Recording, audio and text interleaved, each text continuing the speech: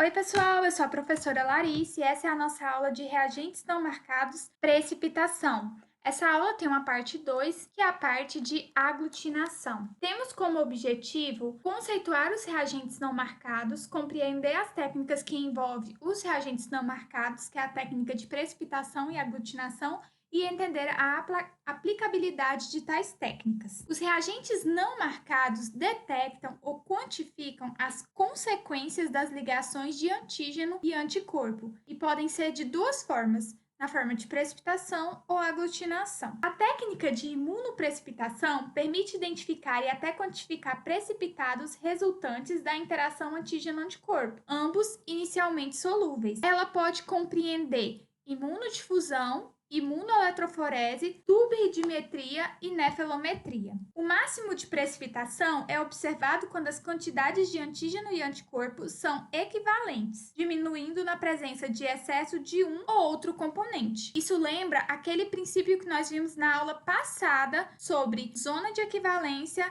e efeito prozona. As técnicas manuais de imunoprecipitação atualmente em uso são realizadas em meio gelificado, o que facilita a leitura e reduz os volumes necessários para a interação entre antígeno e anticorpo. No entanto, requerem períodos de horas a dias para a difusão do anticorpo ou antígeno. Geralmente, anticorpos bivalentes mais antígenos multivalentes são utilizados nessa técnica. Imunodifusão, então, vamos lá. A imunodifusão baseia-se na difusão de substâncias solúveis por movimentos moleculares ao acaso em meio gelificado, como agar ou gel de agarose. Enquanto as moléculas de anticorpos e ou antígenos estão livres, ocorre a difusão no meio.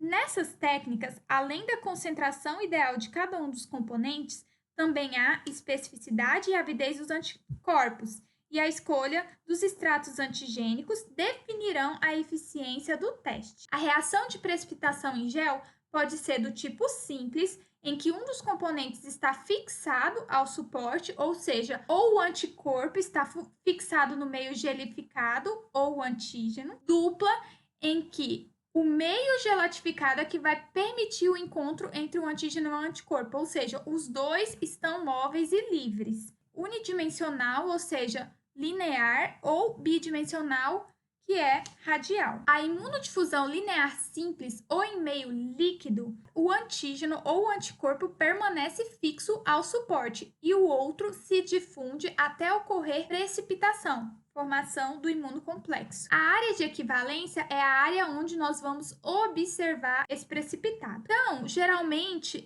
o anticorpo ele é incorporado ao meio gelificado. Após a gelificação, coloca-se o antígeno no topo da coluna em concentração superior à do anticorpo. O tubo é selado e mantido a temperatura constante. Após uma semana, observa-se a formação da linha de precipitação na área de equivalência.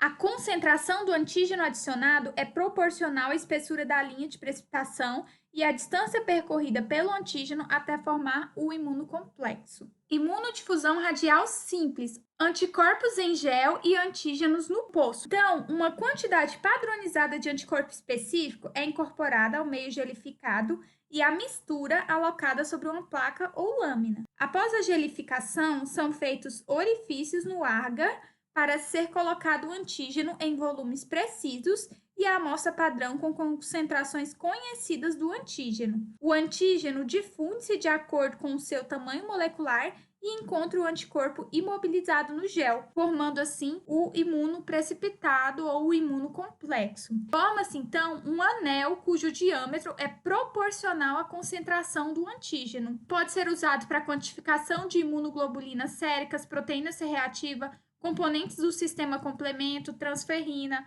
várias utilidades no laboratório de imunologia. Em Y, vocês podem observar o anticorpo, em H, o antígeno. Então, há a ligação entre antígeno e anticorpo, em que o antígeno migra até onde está o anticorpo fixado no gel, formando assim um halo em que o diâmetro é medido. Como é feito esse gel? Geralmente é aplicado um antígeno em algum animal, por exemplo, uma cabra, espera-se alguns dias, ela produz os anticorpos específicos para aquele antígeno, é retirado o soro dessa cabra e preparado em uma solução com agar para formar o meio gelatificado. Esse meio gelatificado é colocado em uma placa, depois são feitos pocinhos, onde você vai colocar soluções de calibrações, soluções com antígenos, concentração de antígenos conhecidas e as amostras, né? A amostra 1 e a amostra 2. Passado algum tempo, acontece a ligação entre o antígeno e o anticorpo, formando o imunoprecipitado, formando o halo. Esse halo, ele é medido e aí é feita uma curva, né, de concentração, onde você coloca soluções de calibrações em que você conhece a concentração do antígeno para ajudar a formar essa curva e depois coloca então a concentração das amostras. A imunodifusão radial dupla, ela muda da simples porque tanto o antígeno quanto o anticorpo são móveis. Na simples, o antígeno se movia até o anticorpo, ou poderia ser vice-versa, o antígeno está fixado no gel e o anticorpo se mover até ele, mas um dos dois ficava fixo. Na imunodifusão radial dupla, os dois se movem um em direção ao outro. E aí é um precipitado que ocorre na zona de equivalência. Na imunodifusão dupla radial, os dois componentes, antígenos e anticorpos, difundem-se radialmente em todas as direções, a partir de orifícios no meio gelificado, e encontram-se formando linhas ou arcos de precipitação, correspondentes aos imunocomplexos possíveis nessa interação. Ou seja, cada arco corresponde a um par de imunocomplexo antígeno-anticorpo. Nessa imagem, por exemplo, nós podemos observar que o antígeno foi colocado no centro do poço, 2 soros controles foram colocados para a reação e foram colocadas 4 amostras, amostra 1, 2, 3 e 4. A amostra 1 e 4 foi positiva, porque nós podemos observar a formação do imunoprecipitado entre o pocinho que recebeu o soro do paciente que continha anticorpos e o pocinho que estava com o antígeno. Então, houve um encontro entre o anticorpo e o antígeno, formando o imunoprecipitado. A reação funcionou porque os dois controles também deram positivos. A amostra 4 também obteve esse imunoprecipitado. A amostra 3 e 2 deu negativa. Pode-se observar que não houve formação de imunoprecipitado entre o antígeno e o soro que continha anticorpos do paciente. Então, nesse caso aqui é negativo, tanto na 3 quanto na 2. Imunoeletroforese. Essa técnica é um método qualitativo que pode ser empregado para detectar substâncias solúveis imunogênicas utilizando anticorpos específicos, desde que os imunocomplexos produzidos tenham tamanho suficiente para formar as linhas de precipitação. A eletroforese evidencia alguns componentes ou frações antigênicas por diferença de carga elétrica. Lembra muito a eletroforese em gel que se faz lá na biologia molecular. Só que aqui a diferença é que nós estamos usando componentes imunológicos, antígenos ou anticorpos. Então, ela acontece por diferença de carga elétrica, conceituada como sendo a migração de moléculas carregadas em um solvente condutor sob a influência de um campo elétrico. Na imunoeletroforese, a gente tem migração de partículas em campo elétrico, aí elas vão migrar por peso, por carga elétrica, tamanho, formato. Compara-se misturas complexas de antígenos que são separados em gel de agarose, a migração para o polo negativo de acordo com o peso molecular. Uma canaleta ela é recortada entre esses postos e preenchidas com anticorpos que se difundem. Antígenos e anticorpos formam arcos de precipitação.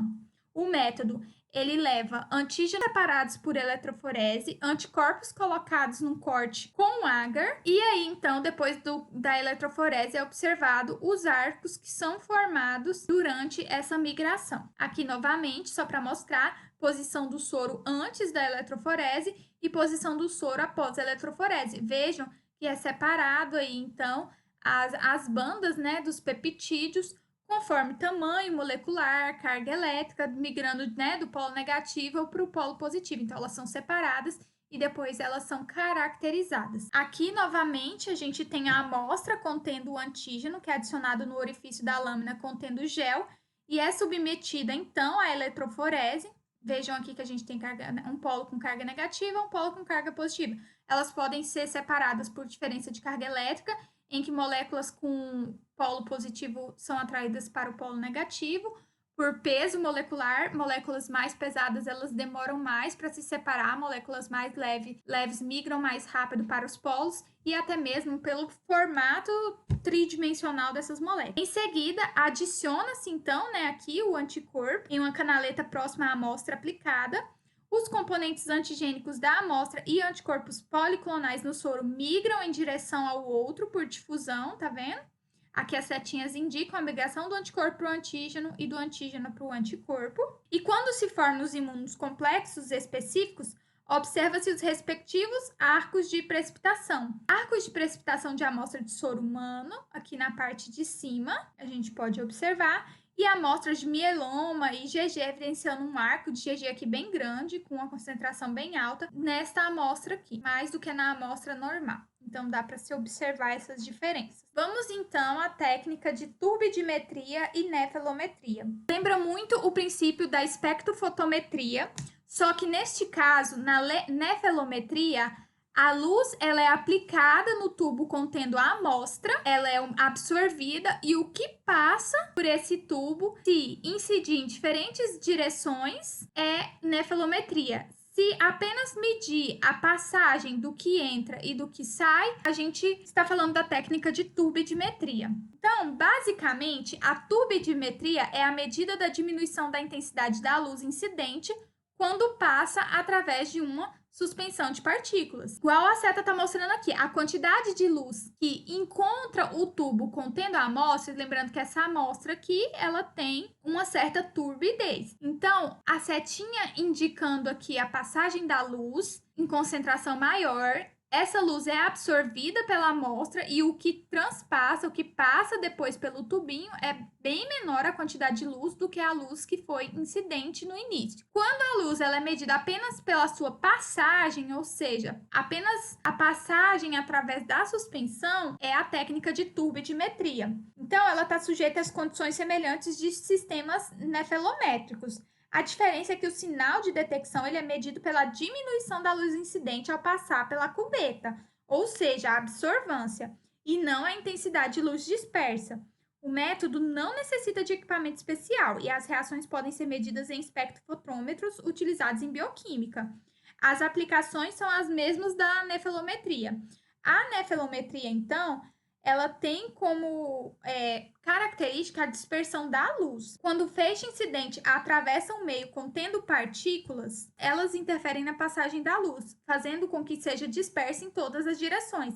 Esse fenômeno, então, é conhecido como Tyndall, não altera o comprimento de onda da luz incidente e é independente do tipo de partícula. A luz pode ser observada em todos os ângulos relacionados à direção do seu feixe. Segundo o princípio da nefelometria, as reações de precipitação entre antígeno e anticorpo em soluções diluídas produzem aumento da reflexão da luz, que pode ser diretamente medida pela dispersão, cujas quantidades e a natureza dependem da forma e do tamanho das partículas, da concentração e do comprimento de onda da luz e do índice de refração do meio. Então, vamos só para finalizar. Turbidimetria, eu tenho uma fonte de luz, essa luz vai ser incidida sobre uma cubeta contendo a amostra.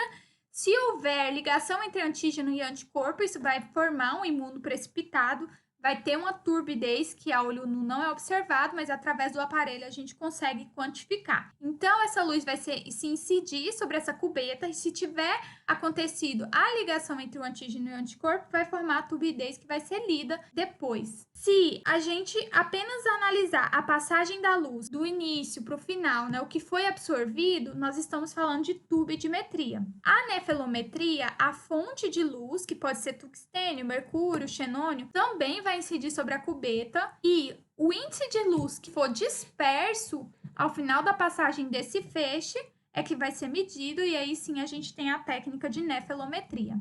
Essas, então, são as nossas referências. Terminamos por aqui a parte 1 da aula de reagentes não marcados. Espero vocês na parte 2. Falamos sobre aglutinação, ok?